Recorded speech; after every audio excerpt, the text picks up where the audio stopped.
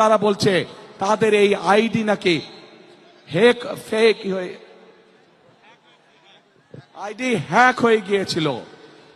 আমরা গতকাল দেখেছি যখন এই কথা বলার পরে তীব্র সমালোচনা শুরু হলো নারী সমাজ থেকে, যখন এই কথা বলার পরে তীব্র সমালোচনা শুরু হলো সমাজের প্রত্যেকটি মানুষের কাছ থেকে, তখন তারা বলছে তাদের এই আইডি নাকি ফেক হয়ে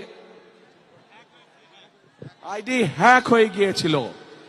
প্রিয় ভাই বোনেরা, এই বিষয়ে যারা বিশেষজ্ঞ তারা পরিষ্কারভাবে বিভিন্নভাবে বলেছে যে আইডি এইভাবে হ্যাক হতে পারে না। একটি রাজনৈতিক দলের একজন সিনিয়র নেতা জনগণের সামনে নির্বাচনের আগে এইভাবে মিথ্যা কথা বলছে, দলটি পর্যন্ত মিথ্যা কথা বলছে তাদের আইডি বলে হ্যাক হয়ে গেছিল, অথচ আইডি হ্যাক হয়নি তাদের।